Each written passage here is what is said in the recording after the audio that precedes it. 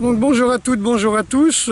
Troisième stage, plus de 60 heures, en plein courant d'air, mais c'est bien, on s'est bien amusé.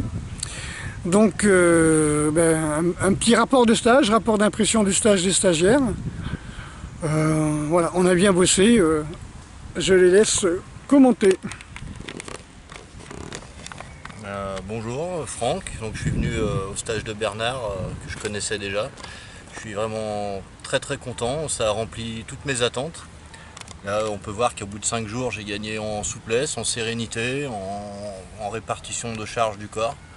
Et puis je trouve que ce que nous a appris Bernard, c'est l'acceptation de soi et l'acceptation de l'autre. Et quand on a compris que l'autre, c'était pas un ennemi, mais son reflet, un miroir, on peut commencer vraiment à rentrer dans l'union avec l'autre et dans le timing. Voilà, donc je suis vraiment satisfait et je reviendrai, c'est sûr. Merci Franck. Alors, moi c'est Patrick. Alors, moi aussi ça fait plusieurs stages que je fais déjà et je suis très content également.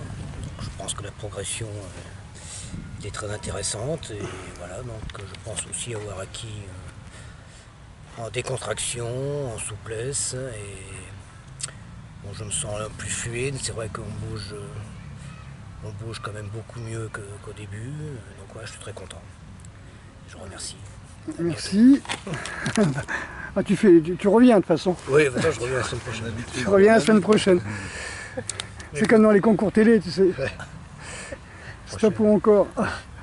Moi je suis Jean, donc je suis complètement novice dans les arts martiaux, j'ai fait un petit peu de judo, donc ça ne m'avait pas trop plu, après j'ai fait d'autres sports et je suis du coup venu en débutant, donc c'est la première fois que je découvre les arts martiaux tels que le Systema.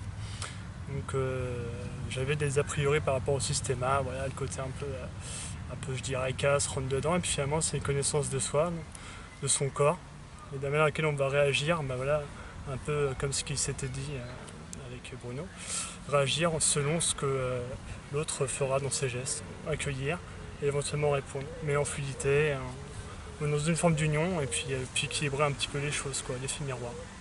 Et ce stage-là m'a permis de me décontracter, parce que j'étais un peu tendu au début, et puis voilà, d'acquérir une certaine confiance en la vie et aux éventuelles régulations possibles, et agir au mieux. Et tu as connu le stage comment YouTube. Je t'ai connu sur YouTube il y a quelques temps. Je suis tombé par hasard sur une de tes vidéos. Puis un matin, je me lève et puis je me dis, tiens, allez, bon. Comme si les éléments me poussaient à y aller. Alors je dis, on y va, banco. Donc je me suis lancé, puis je suis ravi de ce choix-là. Comme quoi, à 6 h du matin, la nuit porte conseil. C'est très important, parce que la mise en mouvement, la motivation, c'est une chose, mais la mise en mouvement, c'est autre chose. L'engagement, je sais, quand j'ai fait mes études en alcoolologie, le psychiatre qui s'occupait, qui était en charge du DU, vraiment, c'était toutes les semaines, il nous parlait de l'engagement. Comment faire qu'une personne se mette à se sortir les doigts du cul et puis qu'il fasse le premier pas, Parce que faire le premier pas pour fumer, boire, faire le con, ça, il n'y a pas de problème. C'est facile. On regarde les autres et on veut faire pareil. Mais comment on décide à un moment de dire, tiens, je vais arrêter de faire le con. Et puis, voilà. Donc moi, mon boulot, c'était d'être entre guillemets un exemple, c'est-à-dire de montrer qu'à 62 ans, on peut garder de la souplesse, on peut continuer à apprendre, connecter des neurones, apprendre une nouvelle langue étrangère, etc. C'était ça qui m'intéressait, c'est montrer qu'on peut le faire. Comme je ne peux pas obliger les gens à dire arrête de boire des conneries, arrête de fumer, arrête de bouffer n'importe quoi, voilà, simplement que tu comprennes que c'est possible, si tu ne fais pas ça, d'évoluer. Maintenant, si tu prends quelqu'un qui a 75 ans et tu lui dis, toi, si tu n'avais pas fait ça, tu ne serais pas comme ça. C'est un peu dommage. Mais voilà, les gens voilà, moi j'ai 60 ans, il y a des gens qui viennent au stage, qui ont 60, 65 ans, il n'y a pas de problème, il n'y a pas d'âge pour dire, allez, j'arrête. Il n'y a pas d'âge limite, On peut évoluer tout le temps. Comme je dis, on m'avait dit, après 30 ans, tu ne pourras jamais être plus souple. J'ai jamais été aussi souple qu'après 40 ans. Donc, c'est simplement, comme je dis tout à l'heure, notre imagination qui nous bride, Ok, merci Jean. Autre chose ? J'avais un petit commentaire, rien n'est perdu hein, finalement. Hein. Tu nous disais qu'à 50 ans, tu commençais à reprendre de ton élasticité, de ta souplesse. Donc voilà, à tout âge, il faut avoir la volonté et puis se laisser pousser. Puis un jour on se met en mouvement, quoi. Ça c'est énorme, quoi. Comme j'ai dit, j'ai mis 30 ans pour aller au Japon.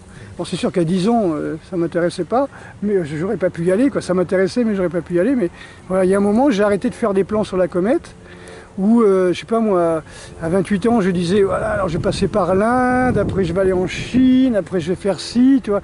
Ouais, je lisais beaucoup, tu vois. Je lisais L'Homme ne me rend pas, tu vois. On lit beaucoup, on fantasme, et puis un beau jour... un jour, on dit, bon, peut-être qu'on va arrêter de faire le con, quoi. C'est tout, quoi. Ok. Merci, Jean. Bonjour, alors Bruno. Moi, c'est pareil, je suis néophyte. T'es né où? T'es né où? Né à... T'es néophyte? Maison Lafitte. Non, et bah, pareil, moi, je me suis motivé en voyant quelques vidéos de Systema, et en ayant, sachant que c'était l'art des forces spéciales russes, je me doutais que c'était efficace. Et surtout ce côté, donc ne pas se bousiller les phalanges, tout ça, et c'est ce que j'ai vérifié. Même petit exemple, le premier exercice qu'on a fait lundi, quand on vient vous voir, on vous dit écoute, je vais te réapprendre à marcher. C'est pas kamikaze, on va foncer la tête contre les murs. Enfin bon, vous voyez, un truc violent. Et ce qui m'a beaucoup plu aussi, c'est ce que j'avais entendu par des amis, c'est par exemple ceux qui ont fait du karaté, qui passaient 50% de leur temps à dire voilà, il faut respecter l'adversaire, machin, un truc bidule. Alors que pour moi, ça va de soi. On vient pas là défoncer la gueule, au contraire, j'ai rencontré des gens super sympas. Enfin bon, c'est une petite aventure en soi. Et ce côté-là est vraiment plaisant, quoi. Puis on a un instructeur super gentil, qui nous a donné quelques coups de fouet, mais bon, voilà, on apprécie, voilà. Puis on souffre, mais on sait pourquoi déjà. Oui, c'est pareil, hein, les collègues, niveau souplesse, on gagne en 3 jours, donc assez content, mais on souffre en rigolant. Donc, merci Bruno. Donc moi ce que je voulais rajouter, c'est qu'effectivement la douleur fait partie de la vie. Et comme disait Coluche, pour ceux qui ne veulent pas mourir et qui ont peur de la mort, grâce au capote Nestor, je suis pas né, je suis pas mort. Tu vois, donc la douleur fait partie, donc elle est là pour nous informer des dangers, qu'il y a quelque chose à changer, etc. Donc c'est pas en supprimant la douleur, en enlevant un organe qui a mal, qu'on va guérir l'organe. Donc ça c'est important. Et puis c'est vrai ce que tu as dit Bruno, c'est assez intéressant. Pour le côté cinéma, quand on te montre par exemple des forces spéciales américaines, on te montre toujours, ils rentrent dedans, ils se cognent dessus, ils font de la boxe, ils font du sac, ils courent comme ça. Oui, mais t'imagines qu'ils peuvent pas faire ça 3 jours de suite, les gars, tu vois, donc ils vont certainement pas faire ça toute l'année non plus. Quand tu as un reportage sur la Légion en France, ils te montrent pas ce qu'ils font tous les jours, quoi. Je veux dire, ils te montrent ce qu'ils font, ils te montrent toujours un reportage sur la Légion quand c'est leur parcours d'aguerrissement qu'ils doivent faire, je sais pas si c'est 1 fois par an ou un truc comme ça, avec travail à la corde, tu vois, ils te montrent quand ils sont, voilà, ils te montrent ce qu'il y a de spécifique ils te montrent pas le mec quand il apprend un français, à parler le français parce qu'il est russe ou parce qu'il est vietnamien ou chinois ou japonais. Ils te montrent pas quand ils passent leur temps dans le mess, comment on appelle ça, dans le foyer à boire de la bière, quand ils jouent au foot, voilà, quand ils font les corvées, ils te montrent simplement le côté le plus spectaculaire du fantasme du légionnaire, c'est-à-dire l'uniforme, on marche, on est dans la boue, on fait le parcours du combattant, ou alors on est en Guyane et on s'amuse à passer sous les bateaux, comme ça, avec le fusil sur l'épaule, où on nous attache les mains, les pieds et on plonge dans la piscine avec un fusil comme ça attaché, quoi.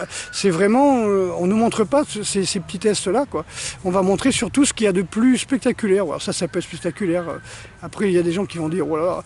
Mais j'ai appris que même maintenant, on ne sait plus quoi faire de la Légion, parce que bon, il n'y a plus vraiment de guerre où la Légion pourrait servir. Donc, on envoie des on en fait comme un truc show télé, toi. On envoie des bobos, des voyous qui vont faire un petit stage là-bas pour savoir ce que c'est. Mais ça fait un moment que ça existe, hein. Des gens dans les quartiers, des éducateurs qui vont montrer un petit peu ce que c'est que la vie militaire, que ce soit la Légion, que ce soit les paras, ça a toujours existé un petit peu partout, hein. Il y a même aux États-Unis où ils vont foutre des gamins directement une semaine en prison pour leur montrer ce que c'est. Qu'on leur gueule dessus et tout ça en disant, toi, ce sera comme ça pendant 5 ans si tu bouges pas. Donc le côté spectaculaire, le côté, ouais, l'armée, tous les jours on court en treillis avec un fusil sur le dos et en évitant les grenades et tout ça. C'est pas ça, ça c'est les classes, c'est le moment où tu apprends et après, ben, le reste du temps, ben, voilà quoi. Puis après, plus t'es gradé, plus tu prends du bide parce que c'est la bière qui s'entasse, mais voilà, c'est un gosse de militaire qui vous parle, hein. Donc je connais l'armée depuis que je suis né, quoi. J'ai vécu dedans, quoi. Donc quelque part, faut sortir des jeux vidéo, quoi. Vous pouvez jouer à la guerre tous les jours sur un jeu vidéo, mais vous pouvez pas courir tous les jours pendant 40 ans. Voilà, même au Cambodge où il y a eu 40 ans de guerre, les mecs, c'était pas 40 ans de coups de feu. Tu vois, il y avait les travaux forcés, il y avait les tribunaux, il y avait les exécutions, il y avait le stress constant, là, c'est clair, mais c'était pas forcément le canon qui tirait tous les jours.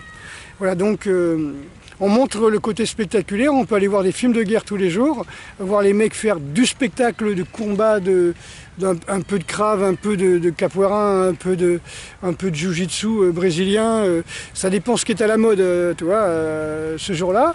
Est-ce que les action directors auront décidé de faire, hein, les cascades, des machins comme ça, avec beaucoup d'explosifs et beaucoup de fumée, tu vois, voilà.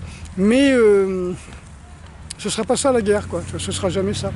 Donc si on te dit que les forces spéciales sont traînées au Systéma, et dans le Systéma il y a le respect de l'autre, il y a le travail de connexion, il y a le travail de détente, vous l'avez tous vécu et tous signalé, il y a ce côté, voilà, camaraderie, on essaie de se connecter à l'autre. Le truc c'est pas de faire du Rambo, c'est d'arriver à sauver le bonhomme qui est à côté de nous aussi.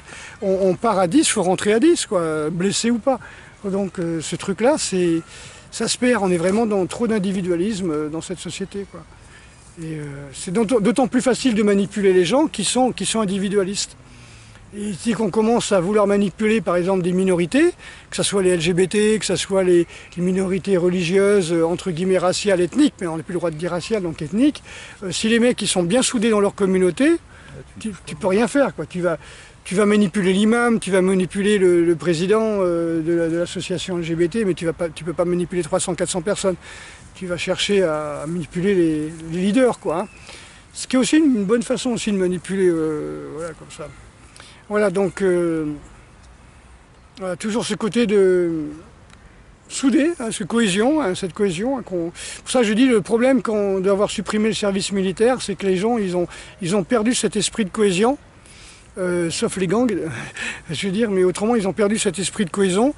L'esprit de nation, ben ça ils l'ont perdu depuis longtemps, hein, donc on leur a dit vous êtes juste une province de l'Europe, donc il n'y a rien à défendre, hein, c'est un petit peu dommage. Et puis ils ont perdu l'opportunité de réellement travailler et réveiller surtout leurs jeunes de survie. De combat et de survie, de combat pour la survie, combat pour la survie du groupe, combat pour survie de la ville, de la nation, du régiment, du drapeau, tout ça ils ont tout perdu. Et ça c'est bien dommage. Maintenant je reviens un petit peu sur l'entraînement qu'on a fait. Ben voilà, on n'a pas cassé des briques, on ne s'est pas durci les poings sur les arbres, on n'a pas cherché à égorger des chiens, à briser des nuques à des poulets, à des coqs, à arracher des coqs avec les dents. On n'a pas cherché à tordre le cou à un taurillon drogué. Voilà, on a vraiment travaillé, pour moi, ce qui est essentiel. Et quand je vous dis, on fait l'exercice 10 minutes ou un quart d'heure, et les forces spéciales le font 20 minutes, c'est que, voilà, vous voyez qu'il faudrait 120 heures pour faire comme on font les forces spéciales. Mais déjà, vous avez vu à quel point vous êtes plus relâché, plus détendu. Et pour moi, ça, c'est que le fait de sortir du stage beaucoup plus détendu. Comme on sort des cours du Systéma avec la super banane, super un super plein de sérotonine, on est content de ce qu'on a fait, on est heureux de vivre, plus que de sortir encore plus détendu, plus parano, plus douloureux, avec des coups dans les genoux, avec les poings qui saignent, avec la mâchoire tendue tellement on a pris des coups, et en prenant le monde entier comme étant un espace de danger, à voir des ennemis partout, et à rentrer chez soi, et à cogner le chien, à taper sur les chaises, et puis à baffer sa femme, quoi. Et puis à boire un coup, quoi. Parce que comme je dis, des profs d'arts martiaux qui sont alcoolos, divorcés, qui ont des problèmes pas possibles avec la société, il y en a plein. Les prisons, elles sont pleines de gens, mais rarement de gens qui ont fait du judo, de l'aïkido ou du systéma, quoi. Je veux dire, les prisons, elles sont pleines de personnes qui étaient persuadées faire des arts martiaux et qui, en fin de compte, ils faisaient du sport de combat mystifié, quoi. Moi, je vais pas m'apesantir là-dessus, mais enfin, franchement, je suis toujours étonné comme je disais l'autre jour, toujours étonné de voir que ça choque personne, de voir encore une fois le karaté, les fédérations mondiales de karaté, européennes et tout, qui ont été sponsorisées par la mafia japonaise, par Sasakawa qui dirigeait la mafia. Voilà, ça gêne personne. Donc moi je dis, moi ça me gêne. Si on me disait, voilà, vous faites du sport, votre fédération est sponsorisée par l'argent de la drogue, de la prostitution, des courses de hors-bord, des courses de vélo, des courses de chiens, tout ça. Peut-être que ça me choquerait un peu. Voilà. J'aurais pas envie de mettre mon argent là-bas pour les nourrir. Ok, ben on n'est pas des yakuza, on n'est pas des racailles, voilà. Donc je trouve que c'est très bien. Donc très bon stage, et puis dans la relaxation, dans la détente, dans la communion avec soi-même, avec la nature et avec l'autre. Donc le thème du stage était l'interconnexion. Je pense qu'on a tous senti l'interconnexion avec soi-même, avec l'autre, avec la nature, avec le temps, avec tous les gens qui passent, avec l'environnement. Voilà. Donc magnifique paysage et voilà, que du bonheur. Ah, il faut que je sourie, on m'a dit, je souris pas assez. Que du bonheur. Que du bonheur. Chers amis, que du bonheur. Venez pratiquer avec nous. Viens chercher bonheur. Viens chercher. Allez, à bientôt.